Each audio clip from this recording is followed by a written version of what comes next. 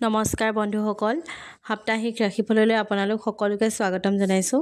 তাৰ আগতে আপোনালোক সকলোকে মোৰ ইউটিউব চেনেলটোলৈ স্বাগতম জনাইছোঁ।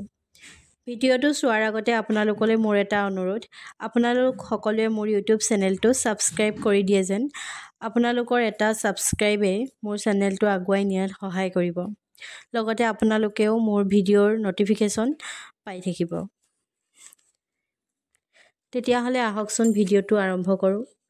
প্ৰথমে আপোনালোকক জনাওঁ যে এই সাপ্তাহিক ৰাশিফল 9 ফেব্ৰুৱাৰীৰ পৰা 15 ফেব্ৰুৱাৰীলৈকে হয়। আহকচোন প্ৰথমে গ্ৰহবিলাকৰ স্থিতি জানি লওঁ। বৃষ ৰাশিত বৃহস্পতি বহি আছে, মিথুন ৰাশিত মংগল আৰু চন্দ্ৰমা বহি আছে, কন্যা ৰাশিত কেতু বহি আছে, মকৰ ৰাশিত সূৰ্যদেৱ বহি আছে, কুম্ভ ৰাশিত শনিদেৱ বহি আছে আৰু মীন ৰাশিত ৰাহু বহি আছে। এয়া হ'ল গ্ৰহৰ স্থিতি। এতিয়া আহক আপোনালোকক সকলোকে আজি সপ্তাহৰ ৰাশিফলসমূহৰ বিষয়ে। এতিয়া আহকচোন জানো আপোনাৰ আহিবলগীয়া সপ্তাহ কেনেদৰে যাব। প্ৰথম মেষ ৰাশিৰ পৰা আৰম্ভ কৰিছোঁ। মেষ ৰাশিফলসমূহ আমি জানি লওঁ আহক। মেষ ৰাশিৰ প্ৰথম আখৰ হৈছে অ আৰু ল। মেষ ৰাশিসকলৰ এই সপ্তাহে জীৱনত পজিটিভিটি আনিব। আপোনাৰ কেৰিয়াৰৰ ক্ষেত্ৰত ভালেই যাব। এই সপ্তাহত নতুন চাকৰিৰ বাবে এপ্লাই কৰিব পাৰিব আৰু চাকৰি নথকাসকলে চাকৰি প্ৰাপ্ত কৰাৰ সম্ভাৱনা আছে। যিসকলৰ চাকৰি আছে তেওঁলোকেও কেৰিয়াৰ ক্ষেত্ৰত কৰ্মদক্ষতা বাঢ়িব। ব্যৱসায়ীসকলৰ ব্যৱসায় ভালেই যাব। এই সপ্তাহত যদি আপোনালোকে যিকোনো মহত্বপূৰ্ণ সিদ্ধান্ত ল'ব বিচাৰে তেতিয়াহ'লে সোমবাৰ আৰু মঙলবাৰৰ দিনা ল'ব পাৰিব। এই সপ্তাহত আপোনাৰ শুভ ৰং হ'ব ৰঙা। আপোনাৰ গোটেই সপ্তাহটো ভালদৰে পাৰ কৰিবলৈ গোটেই সপ্তাহটো আপুনি হনুমান চালিচা পাঠ কৰিব। এতিয়া আহকচোন জানো বৃষ ৰাশিৰ বিষয়ে। আপোনাৰ কেৰিয়াৰৰ ক্ষেত্ৰত অকস্মাত ভাল খবৰ আহিব পাৰে। ব্যৱসায়িক দিশতো আপুনি আগবাঢ়িব। বৃষ ৰাশিসকলে এই সপ্তাহত যিকোনো মহত্বপূৰ্ণ সিদ্ধান্ত শুক্ৰবাৰৰ দিনা ল'ব পাৰিব। বৃষ ৰাশিৰ ব্যক্তিসকলে এইটোৰ ওপৰত গুৰুত্ব দিব যে টকা ধাৰ লোৱাৰ পৰা বাচি থাকে। পৰাপক্ষত টকা পইচা আনকো ধাৰলৈ নিদিব আৰু নিজেও নল'ব। আৰু অচিনাকি ব্যক্তিৰ পৰা প্ৰবঞ্চনা পাবও পাৰে, গতিকে সাৱধান থাকিব। এই সপ্তাহ আপোনাৰ শুভ ৰং হৈছে বাদামী ৰং আৰু প্ৰতিদিনে আপুনি ওম নমঃ শিৱায় মন্ত্ৰ 108 বাৰ জপ কৰিব আৰু শুকুৰবাৰৰ দিনা মা দুৰ্গা মন্দিৰত নাৰিকল দিব। এতিয়া আহকচোন জানো আমি মিথুন ৰাশিৰ বিষয়ে। মিথুন ৰাশিৰ জাতক জাতিকাসকলে ভাল খবৰ পোৱাৰ সম্ভাৱনা আছে। এই সপ্তাহত স্বাস্থ্য ভালে থাকিব। আগৰ পৰা হৈ থকা সমস্যাসমূহ সমাধান হ'ব। পত্নী আৰু সন্তানৰ সৈতে সম্পৰ্ক ভালেই থাকিব। আপোনাৰ আত্মবিশ্বাস থাকিব। কাৰ্যত সফল হ'ব। আপুনি কিবা মহত্বপূৰ্ণ সিদ্ধান্ত ল'ম বুলি ভাবিছে যদি বুধবাৰ আৰু শুকুৰবাৰৰ দিনা ল'ব পাৰিব। এই সপ্তাহত আপোনাৰ মান সন্মানো বৃদ্ধি হ'ব। যিকোনো সিদ্ধান্ত লোৱাৰ সময়ত আপোনাৰ ঘৰৰ লোকসকলৰ লগত আলোচনা কৰিহে যিকোনো সিদ্ধান্ত ল'ব। শুভ ৰং হৈছে গাঢ় নীলা আৰু আপুনি প্ৰতিদিনে ভগৱান গণেশৰ পূজা কৰিব আৰু গায়ত্ৰী মন্ত্ৰ 108 বাৰ জপ কৰিব। এতিয়া জানোচোন আহক আমি কৰ্কট ৰাশিৰ বিষয়ে। কৰ্কট ৰাশিৰ ব্যক্তিসকলে কোনো ঠাইত যোৱাৰ কথা ভাবি আছিল যদি এই সপ্তাহত যাব পাৰিব।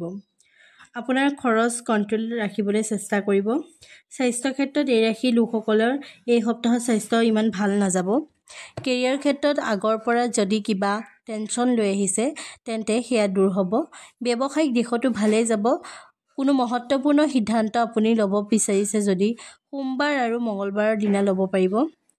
এই সপ্তাহটো আপুনি নিজকে কামত বিজি ৰাখিব। এই সপ্তাহ আপোনাৰ বাবে শুভ ৰং হৈছে ক্ৰীম কালাৰ আৰু উপায় হৈছে সপ্তাহটিৰ প্ৰতিদিনে আপুনি 108 বাৰ ওম নমঃ শিৱায় মন্ত্ৰ জপ কৰিব আৰু সোমবাৰৰ দিনা ভগৱান শিৱৰ নামত শিৱলিংগত পানী ঢালিব। এতিয়া আহকচোন জানো আমি সিংহ ৰাশিৰ বিষয়ে। সিংহ ৰাশিৰ লোকসকলৰ কনফিডেন্স এই সপ্তাহত বাঢ়িব আৰু মান সন্মানো বাঢ়িব। কেৰিয়াৰত ভালে থাকিব। সিংহ ৰাশিৰ লোকসকলে ব্যৱসায়িক ক্ষেত্ৰত সিদ্ধান্ত ল'বলৈ হ'লে ভাবি চিন্তি যিকোনো সিদ্ধান্ত ল'ব। ততাতৈয়াকৈ কোনো সিদ্ধান্তই এই সপ্তাহত আপোনালোকে নল'ব, নহ'লে আপোনাৰ লোকচান হ'বও পাৰে। স্বাস্থ্য আপোনাৰ ভালেই যাব। এই সপ্তাহ সিংহ ৰাশিৰ লোকসকলে যিকোনো সিদ্ধান্ত মঙলবাৰ আৰু বৃহস্পতিবাৰৰ দিনাখন ল'ব পাৰিব। আপোনাৰ শুভ ৰং হৈছে গেৰুৱা আৰু এই সপ্তাহত আপুনি প্ৰতিদিনে ভগৱান সূৰ্যক পূজা কৰিব।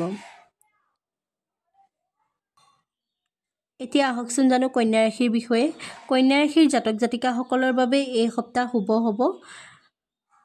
স্বাস্থ্য ভালে থাকিব, নিজৰ পজিটিভিটি বাঢ়িব, মন ভাল থাকিব।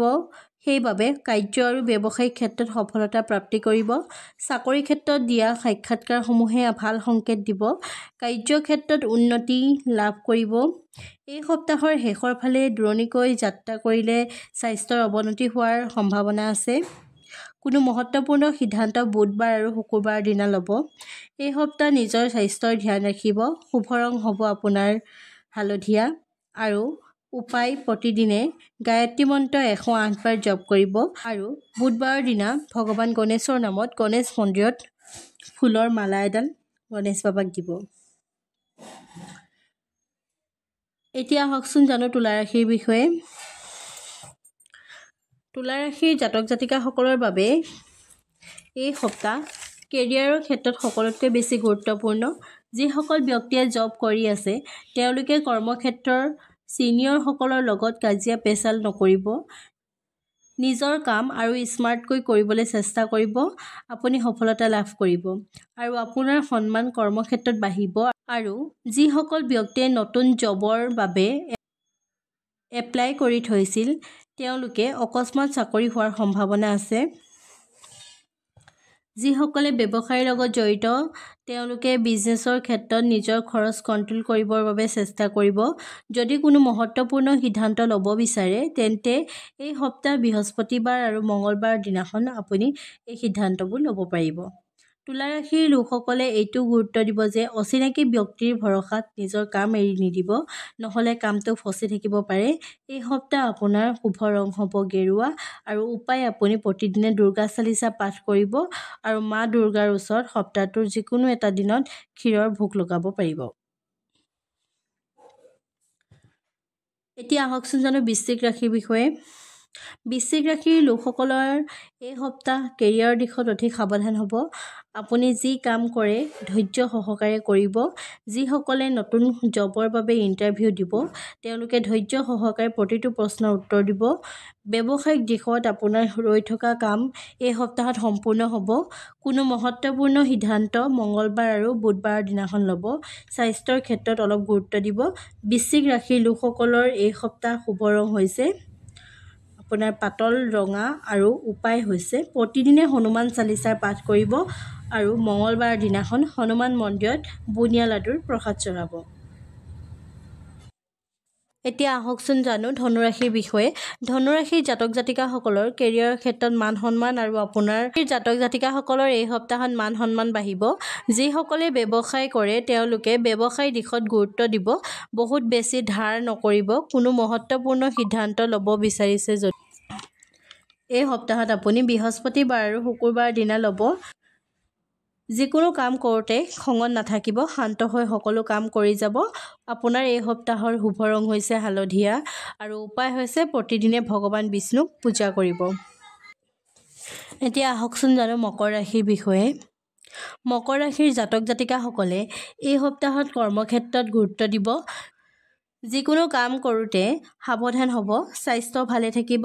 যিসকলে চাকৰিৰ কাৰণে লাগি আছে তেওঁলোকে কষ্ট কৰি যাওক, পিছলৈ ৰিজাল্ট ভাল পাব।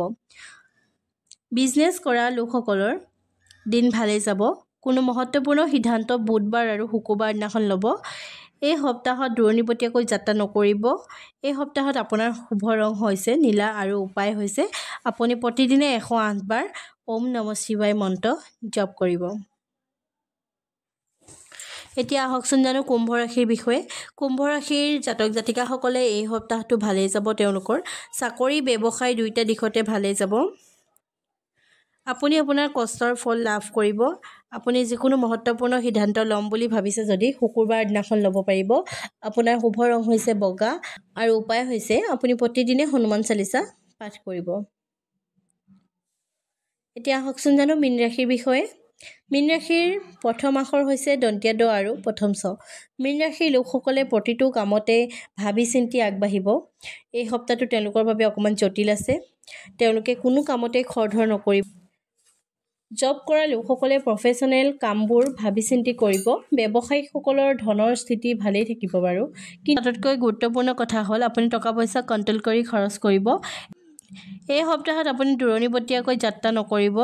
যিকোনো মহত্বপূৰ্ণ সিদ্ধান্ত বৃহস্পতিবাৰ আৰু শুকুৰবাৰ দিনাখন ল'ব। এই সপ্তাহত খোৱা বোৱাত গুৰুত্ব দিব।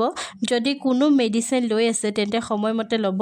এই সপ্তাহত আপোনাৰ শুভ ৰং হৈছে হালধীয়া আৰু উপায় হৈছে আপুনি এই সপ্তাহ সদায় ভগৱান বিষ্ণুৰ ওম নমো ভগৱতে বাসুদেৱায় এই মন্ত্ৰটো জপ কৰিব।